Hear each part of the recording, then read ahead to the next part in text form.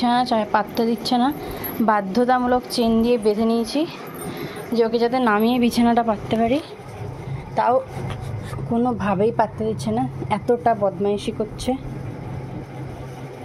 দেখি কী করে পাতি আমি বিছানাটা। খুব বদমাশ হয়ে গেছিস, হ্যাঁ খুব বদমাশ হয়েছিস। বিছানা পাততেও দিচ্ছে না ঠিকঠাক। এই যে চাদর টাদর আমি সুন্দর করে পা দেবো, পাততে দিচ্ছে না, উঠে বসে গেছে এরকমভাবে। বাধ্যতামূলক চেন টেন পরিয়ে নিয়েছি যে যদি আমি পারি টেনে নামাতে তো নামাবো, আমার ক্ষমতায় নেই ওকে টেনে নামানো, ওকে টানলেও নামবে না, এরকম বদমাইশি করে বসে পড়ছে। এর থেকে বেশি জোরে তো টানতে পারবো না, কারণ ওর গলায় লেগে যাবে, আর ও সেই সুযোগটা আমার থেকে নিয়ে নিচ্ছে। হ্যাঁ বিছানাটা পাতি দিয়ে ওঠ, আসো বাবা।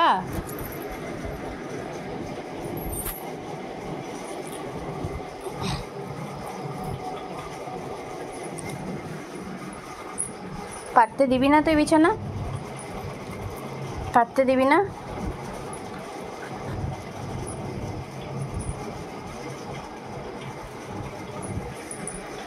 আমি এটা দেখানোর জন্যই ফোন করলাম যে আমার প্রত্যেকটা কাজে ব্যাঘাত ঘটানোর জন্য এই যে এই একটা পাবলিকই যথেষ্ট, এই একটা একটা একটা প্রাণী যথেষ্ট, এই একটা বদমাইশি যথেষ্ট।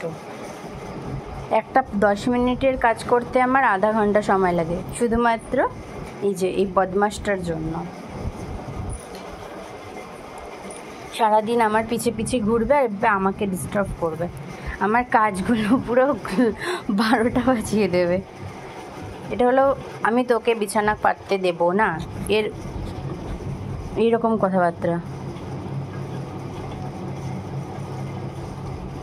এক দেবো ছাড়।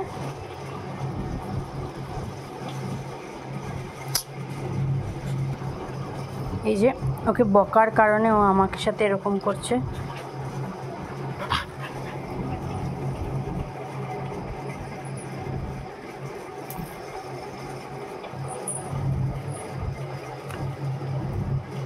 রেগে গেছে কারণ আমি ওকে বকেছি তাই। তো ঠিক আছে বিছানাটা করি, তারপরে আবার দেখা হচ্ছে। এই যে ওকে আমি টানছি যে আমি যাবো তোর সাথে খেলবো নিচে, কোনো মতেই ও এখান থেকে নড়বে না, বাদরামও করেই যাবে। চলো কোকো, আমি বিছানাটা পাতি তারপর ওঠ। পাপা আয় না, খুব দুষ্ট হয়ে যাচ্ছিস, একটাও কথা শুনছিস না। ফাইনালি আমার বিছানা করা কমপ্লিট, আর ওই খ্যাপা বসে আছে এখানে, এই যে খ্যাপা, এই যে ওর জন্য ফ্যান চলছে, ওকে ফ্যান না চালিয়ে দিলে তো উনি আবার বসতে পারেন না। ওকে এখানে বসিয়ে ফ্যানটা চালিয়ে দিলাম, দিয়ে এখানটা বসে গেছে। হ্যাঁ জোর করেই নামিয়েছিলাম, জোর করে নামিয়ে এখানে বসে ফ্যানটা চালিয়ে দেওয়াতে আপনা আপনি বসে গেছে। এখন আমাকে দেখে আবার উঠে এসছে। তো এই যে এখানে জানলা দিয়ে হাওয়াটাও আসে, সঙ্গেই ফ্যানের হাওয়াটা বেশ ভালোই লাগে।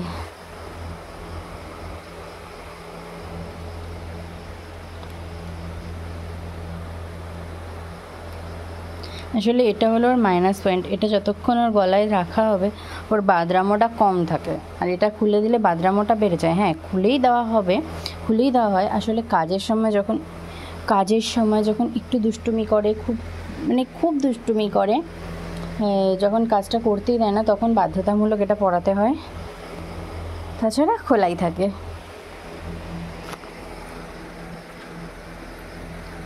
এটা খুলে দিলেই ও লাফটা মারবে আর কি।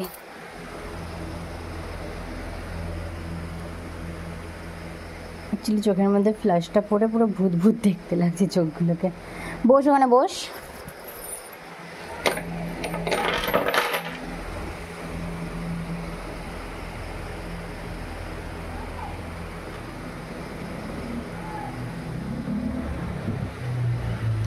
রাস্তায় কোনো একটা কথা হচ্ছে বা কিছু হচ্ছে, যার জন্য ওই রাস্তার দিকে ঘুরে আবার এদিকে ঘুরে আদর খাওয়ার জন্য দাঁড়িয়ে পড়লো। এই যে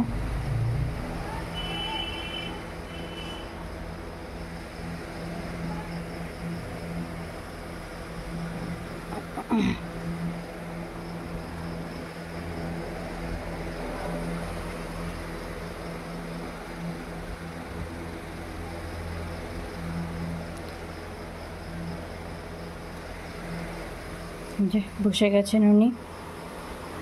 বেশ বেশ, যায়নি, ও ভেবেছে আমি চলে যাচ্ছি।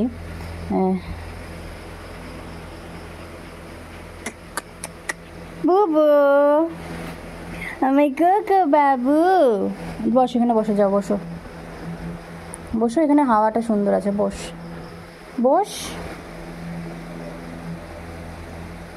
কেন চাটছ?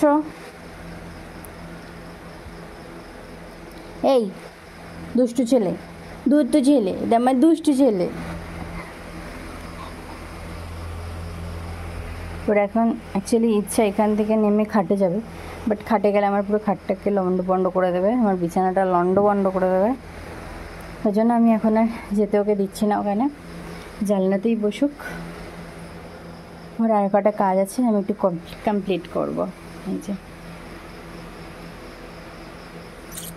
আমার রাজা বাচ্চা, मेरा बच्चा बेटा, मेरा गोलू बेटा।